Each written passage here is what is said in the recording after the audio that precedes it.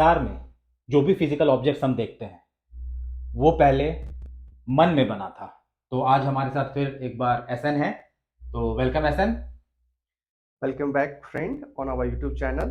तो यार मैं कुछ दिनों से रील्स देख रहा हूँ। उस पर मैनिफेस्ट टेक्निक्स के बारे में बहुत बताया और समझाया जा रहा है। तो इस पे आपका क्या राय है? सही कहा। आजकल आप रील्स देखोगे तो हर कोई, सारी इन्फ्लुएंसर, मैक्सिमम बहुत सारे इन्फ्लुएंसर्स मैनिफेस्टेशन टेक्निक्स बता रहे हैं, लॉ ऑफ अट्रैक्शन समझा रहे हैं।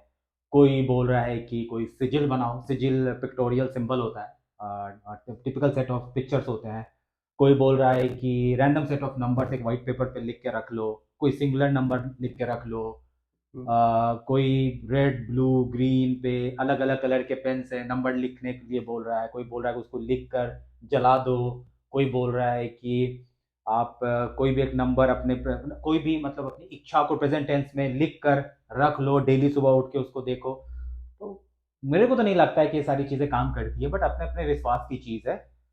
क्योंकि जो मैनिफेस्टेशन टेक्निक होता है ये एक बहुत अलग तरीके से काम करता है। और इसको समझाने के लिए मैं आपको छोटा सा एग्जांपल देके समझाता हूँ। जैसे एज अ ऑडियंस आप मैजिक शो देखने गए हैं कभी? बिल्कुल। हाँ, तो आप सब भी मैजिक शो देखते होंगे, मैं भी देखा हूँ बचपन में खास करके। तो जब हम मैजिक शो देखने जाते हैं और एज ए ऑडियंस हम बैठे होते हैं उस हॉल में, तो मैजिशियन आता है और बोलता है कि एक बच्चा है, इसको मैं इस बक्से से गायब कर दूंगा। ठीक है। तो जब वो ये बात बोलता है तो वहाँ बैठे हुए सारे ऑडियंस के दिमाग में ये ऑलरेडी क्रिएट हो जाता है कि ये बच्चा अब इस बॉक्स से गायब होने वाला है। उसके बाद वो मैजिशियन उस बच्चे को उस बॉक्स से गायब कर देता है। अब वो जैसे भी किया हो, ट्रिक करके किया हो, इल्यूजन क्रिएट करके किया हो, बट वो बच्चा गायब हो जाता है। ठीक है। और क्योंकि हमने पहले ही इस बात को दिमाग में सोच लिया था। चलिए एक और छोटा एग्जाम्पल देखें, दूसरा एग्जाम्पल देके समझाता हूँ। जो आर्टिस्ट होते हैं, जो पेंटर्स होते हैं, या कोई भी, अगर आप लोगों में से भी कोई अगर पेंटर है तो आप इस बात को रिलेट कर पाओगे। मैं भी पेंटिंग करता था। तो अगर हमें कोई भी एक पेंटिंग करना है, कोई भी एक आर्ट बनाना, कोई भी एक पिक्चर क्रिएट करना है, तो उसको बनाने से पहले हमारा एक ब्लूप्रिंट दिमाग में बन जाता है, मन में एक ब्लूप्रिंट बन जाता है। उसके बाद उस ब्लूप्रिंट के बनने के बाद हम उसको रियलिटी में बनाते हैं, उस पेपर पे, उस कैनवा पे हम उस पिक्चर को बनाते हैं, हूबहू जो हमने मन में सोचा था। तो ये क्या है? ये मैनिफेस्टेशन है। और जैसा मैंने वीडियो के शुरुआत में एक लाइन बोली थी कि इस दुनिया में जो भी ऑब्जेक्ट इंसानों ने बनाया है, जो भी फिजिकल ऑब्जेक्ट है, जो भी क्रिएट किया गया है, वो कभी ना कभी हमारे मन में बना था। और बहुत सिंपल सी एक बात है कि अगर हमें कुछ भी क्रिएट करना है तो उसके लिए तो सबसे पहले हमारा मन, इमोशन, उसके बाद हमारी एनर्जी और फिजिकल बॉडी एक सही डायरेक्शन में अलाइन होना चाहिए। अब ये चार चीज मैंने आपको बताया, मन, इमोशन, एनर्जी और फिजिकल बॉडी। तो इसको आप याद रखना, आगे इसको मैं और अच्छे से समझाऊंगा। तो दिक्कत क्या है कि जो ह्यूमन माइंड होता है वो बहुत चंचल होता है और कभी से भी शांत नहीं होता, बहुत ज्यादा भटकता है। इसलिए ह्यूमन माइंड को मंकी माइंड बोला जाता है, मरकट बोलते हैं उसको। मंकी, बंदर को मरकट बोला जाता है। और चार्ल्स डार्विन ने भी अपनी evolution of theory of evolution में बोला था कि हम इंसान सारे बंदर ही थे, बस पूंछ गिर गई और हम इंसान बन गए। तो चलिए, ये टॉपिक तो एक डिबेटेबल टॉपिक है, evolution of theory of evolution का। लेकिन आज भी हम इंसान मंकी माइंड एक्वायर किए हुए हैं, जो कि भटकता होता है, उछल कूद करता होता है, शांत नहीं बैठता है। तो सबसे बड़ा चैलेंज जो मैनिफेस्टेशन का, जो सबसे बड़ा चैलेंज है कि हमारा दिमाग का शांत ना होना, जिसको बोलते हैं ना कंसिस्टेंसी।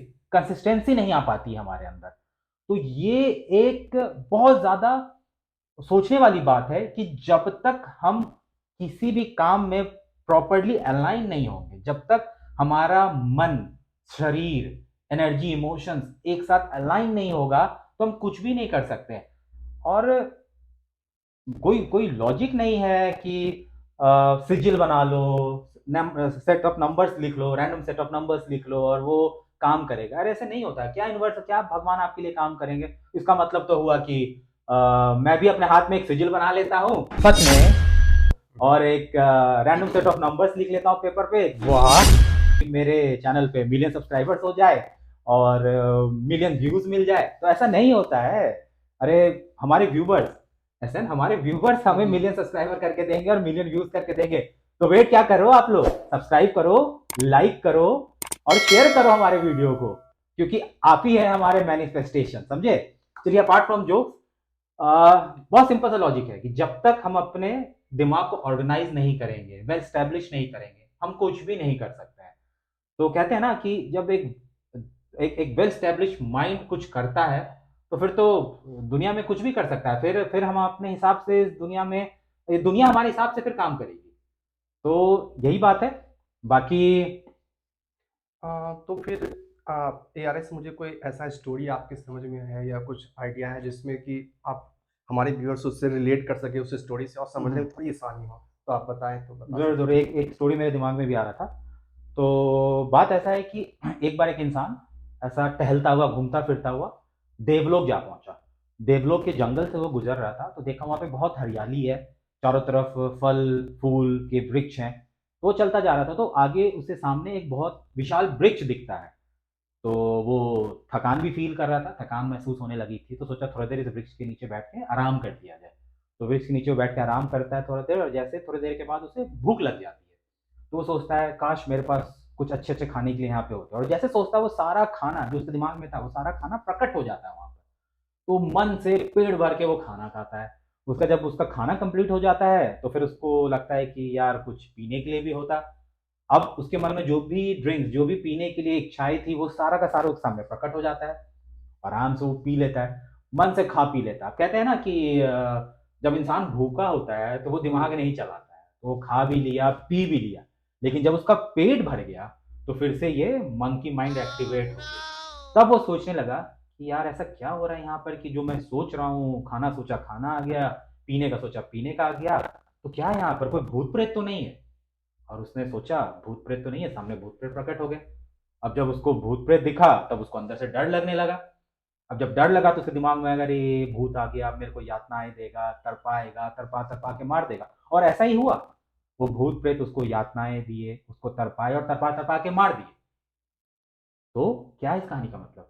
वो इंसान एक कल्पा वृक्ष के नीचे बैठा हुआ था। अभी कल्पा वृक्ष आप सब जानते होंगे, समुद्र मंथन में निकला था, और उसको इंद्र भगवान को दे दिया गया था। इंद्र भगवान उसको ले जाकर अपने देवलोक, अपने स्वर्ग लोक में जाके स्थापित किए थे। तो कल्प वृक्ष क्या होता है? डिवाइन ट्री है, जो विश फुलफिलिंग ट्री बोलते हैं। मतलब हम उस पेड़ के सामने जो भी इच्छा रखेंगे वो पेड़ पूरी कर देती है। तो ऐसा कह सकते हैं कि आज के डेट में, इस कहानी से वही है कि जो उसके मन में सोचा वो प्रकट हो गया कल्प वृक्ष के सामने। तो ऐसा कह सकते हैं कि आज के डेट में हमारा मन, हमारा बॉडी, हम एज ए इंडिविजुअल, हम ही है कल्प वृक्ष है। क्योंकि स्टार्टिंग मैंने बोला था ना चार चीज, कि इंसान का मन, इमोशन, एनर्जी और फिजिकल बॉडी, ये एक डायरेक्शन में अलाइन होना चाहिए। और जब ये अलाइन होता है तो हम कल्पना बन सकते हैं। कि बहुत सिंपल सा लॉजिक है कि जब तक दिमाग, जैसे मैं पहले भी बता रहा हूँ, बार बार बोल रहा हूँ कि वेल स्टैब्लिश ऑर्गेनाइज माइंड जब तक नहीं होगा हम चीजों को अलाइन नहीं कर सकते। दिक्कत यही है कि हमारा माइंड बनते बिगड़ते रहता है, उसकी अलाइनमेंट हमेशा ही बिगड़ जाती है। बहुत चंचल है ना, बताया था ना, मंकी माइंड। लेकिन आप सोचो, जो चार चीज मैंने बताया, कि अगर हमारा मन, हमारा माइंड कुछ भी करने से पहले उसका जो परफेक्ट ब्लूप्रिंट बना लेता है, वो क्या है? वो प्लानिंग है। उसके बाद हम उस काम को करने के लिए उसमें अपना इमोशंस को डालते हैं, ठीक है, ताकि वो काम हम अच्छे से कर सके। तो वो क्या है? एसोसिएशन। फिर उसी काम में हम अपनी एनर्जीज को भी डालते हैं ताकि हमें डिजायर रिजल्ट और डिजायर आउटपुट मिले, ठीक है। तो वो क्या है? इन्वॉल्वमेंट। और लास्टली हम किसी काम को करते जाते हैं ताकि हमें बेस्ट रिजल्ट मिले, तो उसको बोलते हैं कंसिस्टेंसी। तो गाइस, ये समझने की जरूरत है कि ये जो मैनिफेस्टेशन टेक्निक है, इसमें हमारे बॉडी का अलाइनमेंट सही होना। क्या बताया? हमारा दिमाग, इमोशन, एनर्जी, फिजिकल बॉडी, जब ये चारों एक साथ एक डायरेक्शन में चलेगी तो फिर तो कुछ भी मैनिफेस्ट किया जा सकता है। फिर हम खुद ही कल्प वृक्ष बन जाएंगे। तो वो मैनिफेस्टेशन है। तो ये सिजिल बनाना छोड़ो, ये रैंडम सेट ऑफ नंबर्स लिखना छोड़ो। कोई यूनिवर्स आपके लिए कुछ नहीं करेगा, आपको यूनिवर्स से करवाना पड़ेगा। आपको माध्यम बनना पड़ेगा, आपको सही डायरेक्शन में पहले तो चलना होगा, तभी होगा। और जिस दिन हम ये करने लगे तो फिर तो वही बात हो गई कि कर लो दुनिया मुट्ठी में, जैसे कभी हमारे बहुत बड़े बिजनेसमैन धीरू भाई अंबानी ने कहा था। तो यार आप क्या कहना चाह रहे हैं कि हम सब जो हैं वो कल्प वृक्ष बन सकते हैं? हाँ, क्यों नहीं बन सकते हैं, लेकिन कल्पवृक्ष वृक्ष बनने के लिए वो जो 4 एलिमेंट्स बताया था उसके साथ-साथ कुछ और समझने की ज़रूरत है। हमारा बॉडी पता है ना, हमारा बॉडी 5 एलिमेंट से बना हुआ है जिसको पंचतत्व कहते हैं। वो 5 एलिमेंट्स क्या है? वो 5 elements earth, water, air, fire और स्पेस। तो इस 5 एलिमेंट्स को वर्शिप करने की ज़रूरत है। इसकी पूजा करने की ज़रूरत है, इसको फॉलो करने की ज़रूरत है। पूजा का मतलब ये नहीं बोल रहा हूँ कि वो अगरबत्ती और दिया जला के बैठ जाओ और उसको पूजा करो, वो नहीं बोल रहा हूँ। समझाता हूँ कि कैसे इस 5 एलिमेंट्स को फॉलो करना है, कैसे उसको अप्लाई अपने लाइफ में करें, इम्प्लीमेंट करें, ताकि हमारा लाइफ और बेहतर बन सके और फिर हम जो चाहते हैं वो मैनिफेस्ट कर सके। तो पहला पृथ्वी, अर्थ, जो कि हमें दृढ़ता सिखाता है, सॉलिडिटी, स्टेबिलिटी सिखाता है, स्थिर रहना और ग्राउंडेड रहना सिखाता है। दूसरा जल, वाटर, जो कि हमें एडेप्टेबिलिटी सिखाता है, जिसको बोलते हैं अनुकूलनशीलता। फिर फ्लूइडिटी सिखाता है, तरलता और चेंज सिखाता है, परिवर्तन। फिर बात करते हैं अग्नि के बारे में, फायर, जो कि हमें एनर्जी, ऊर्जावान रहना सिखाता है, पैशन सिखाता है, जुनून, कुछ भी कर गुजरने के लिए, और ट्रांसफॉर्मेशन सिखाता है, परिवर्तन। चौथा वायु, एयर, जो कि हमें मूवमेंट सिखाता है, चलते रहने के लिए, एक्सपेंशन सिखाता है, विस्तार करने के लिए, कम्युनिकेशन सिखाता है, मिलने जुलने, लोगों से बात करने के लिए। पांचवा आकाश, स्पेस, जो कि हमें एम्प्टीनेस सिखाता है, शून्य रहना, मतलब कैसे फिर से नई शुरुआत कर सके। कॉन्शियसनेस सिखाता है, चेतना, ताकि हम दुनिया को समझ सके। और इंट्यूशन सिखाता है, अंतर्ज्ञान, जिससे हम सही और गलत का फैसला कर सके। बस इसको फॉलो करना है और फिर कुछ भी मैनिफेस्ट कर सकते हैं हम। और फिर हम देखेंगे कि कैसे हमारी जिंदगी बदल जाती है, कैसे हम हर वो चीज पा सकते हैं जो हम पाना चाहते हैं। ठीक है दोस्तों, तो बस इस वीडियो का एंड करते हैं एक बहुत सुंदर ही मंत्रा बोल के, जो बॉडी के 7 चक्रास का है। तो मंत्र ऐसा है, लम वम रम यम हम ओम अम। थैंक यू दोस्तों, यूं ही हमारे वीडियोस को फॉलो करते रहे, प्यार देते रहे और हमारे साथ बने रहे।